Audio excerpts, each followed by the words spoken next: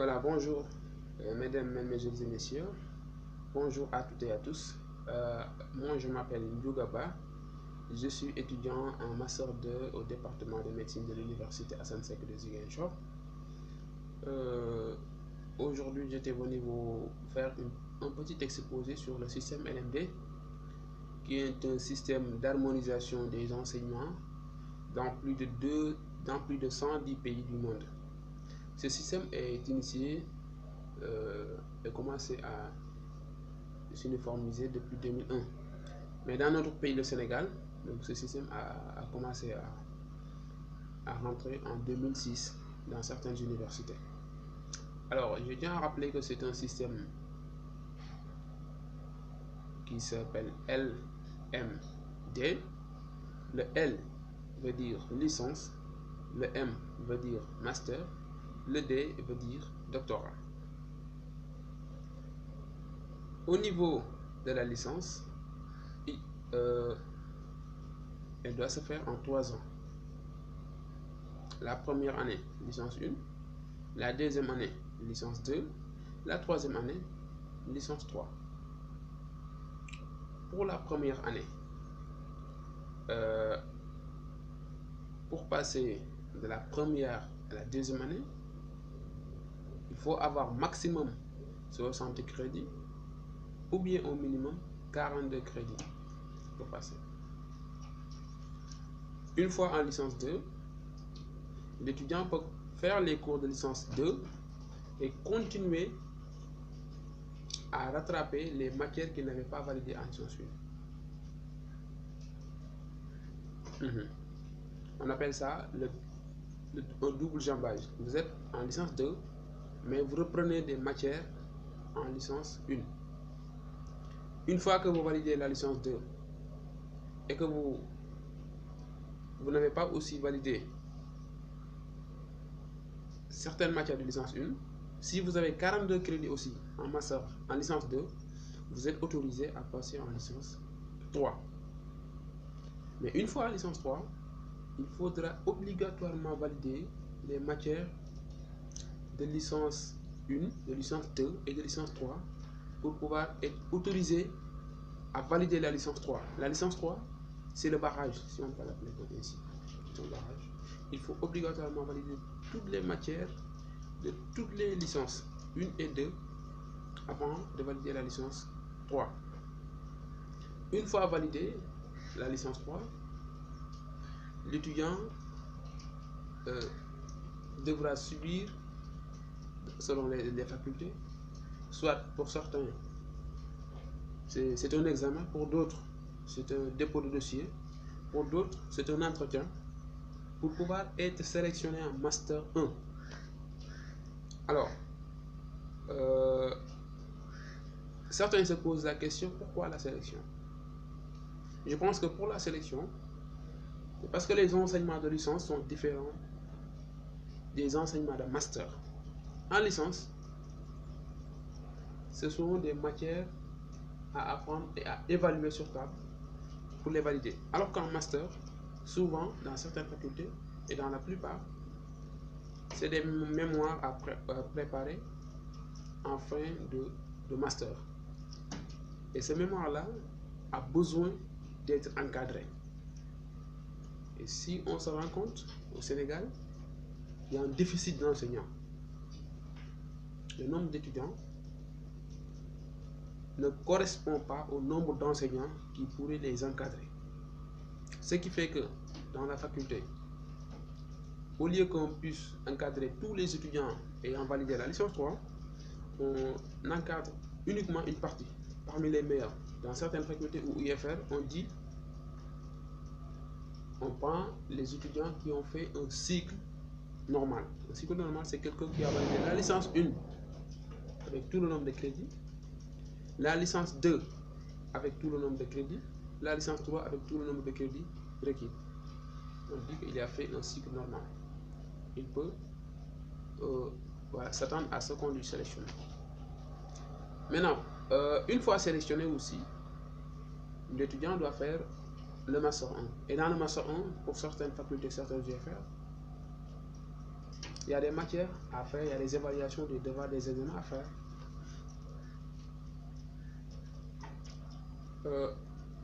Au niveau du Master 2 aussi, pour certaines facultés, le premier semestre, c'est pour des cours, le second semestre, c'est pour la recherche. Pour d'autres facultés, le premier et le second semestre sont tous faits pour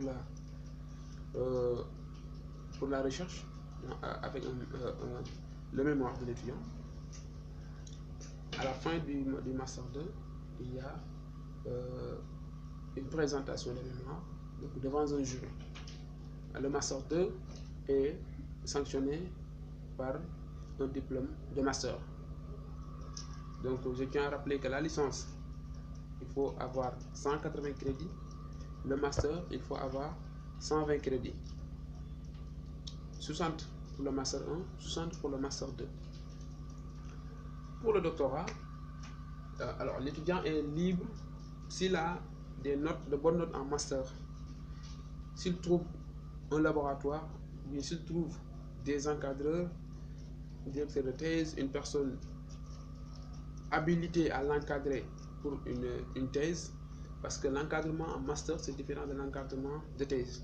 Il y a des enseignants qui ont la latitude, la prérogative d'encadrer un étudiant en master, mais n'ont pas les mêmes prérogatives d'encadrer un étudiant en thèse. Donc si vous trouvez un laboratoire de recherche, bien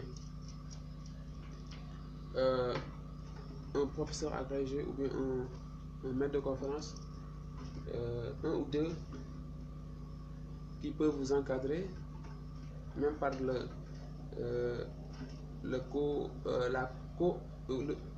co-encadrement. Un étudiant peut être encadré par un professeur qui est aux États-Unis et un professeur qui est à l'université de Ziguinchor. C'est possible et ça se voit. Le doctorat, pour certaines facultés aussi, il n'y a que la recherche. Il n'y a pas de cours souvent, il n'y a que la recherche. Pendant 3 ans, vous faites la recherche dans un thème, dans votre thèse, que vous allez présenter à la fin. Le doctorat aussi, c'est 180 crédits. 60 crédits. Doctorat 1, 60 crédits. Doctorat 2, 60 crédits. Doctorat 3. Donc pour le système LMD, il faut valider 480 crédits avant d'avoir le doctorat. C'est ça le système LMD. Alors, tel que le système LMD s'est présenté, donc, nous sommes rendus compte que c'est un système qui pourrait permettre à l'étudiant d'avoir une bonne formation, parce qu'il aide l'étudiant à réussir. Mais aussi, il faudrait que les personnes qui dirigent les services, les directeurs d'UFR, les doyens de faculté, les responsables pédagogiques, les enseignants devraient être au minimum formés dans le système, parce qu'ils n'ont pas étudié dans ce système, la plupart. Ils ont étudié dans l'ancien système, et une fois devant ce système, il y a un problème, souvent, d'intégration. C'est tout à fait normal et ça se comprend. Nous, par exemple, on n'aurait pas de problème le jour où nous aurons enseigné, ou bien le jour où nous serons des responsables pédagogiques, ou le jour où nous serons des directeurs d'UFR ou bien des doyens de faculté, parce qu'on a étudié dans le système. Ça se comprend très vite. On devrait former ce type de personnel pour qu'il soit dans les dispositions de bien encadrer les étudiants dans ce système. Voilà le système LMD de façon générale. Mais il y a des particularités dans ce système pour certaines facultés, comme la médecine, faculté de médecine, faculté de pharmacie, faculté d'odontologie, faculté de stomatologie. Il y a des particularités. Donc, parce que dans ces facultés-là, il n'y a pas de diplôme intermédiaire. Pour la faculté de médecine, d'odontologie, il n'y a pas de diplôme intermédiaire. C'est la licence, mais il n'y a pas de diplôme de licence. Le master, il n'y a pas de diplôme de master. Il y a un seul et unique diplôme, c'est le doctorat. Donc, pour ces facultés-là, c'est la formation continue. On parle de système LMD, mais en quelque sorte, c'est la formation continue. C'est la formation continue.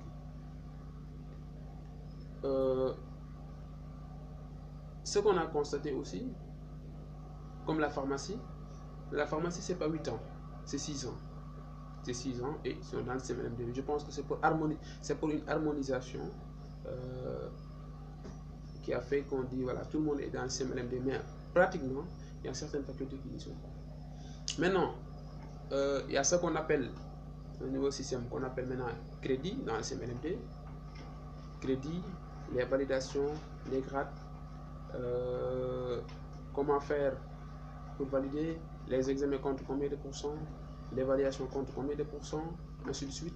Tout ça, on y reviendra dans la deuxième vidéo pour vous les expliquer. Donc nous tenons à faire cette vidéo pour expliquer aux nouveaux étudiants qui viennent d'arriver et aux anciens qui ont des problèmes un peu de comprendre certaines astuces, parce que beaucoup d'étudiants comme moi ne comprennent pas bien le système LMD, mais nous on s'efforce à faire des recherches un peu pour comprendre, pour pouvoir expliquer nos camarades pour qu'ils puissent comprendre. Nous y reviendrons et nous ferons d'autres recherches. Maintenant, s'il y a des suggestions, des propositions à faire à notre égard, donc voilà, c'est les bienvenus. Donc vous écrivez dans les commentaires et nous allons les prendre en compte. Comme ça, dans la deuxième vidéo, nous allons rectifier toutes les erreurs qu'on a eu à faire dans cette première vidéo pour améliorer, pour que l'étudiant qui n'est pas encore à l'université puisse savoir qu'est-ce que c'est que le système que je dois affronter, quels sont ses objectifs, et voilà. Ça, on y reviendra plus largement en détail. Merci à toutes et à tous.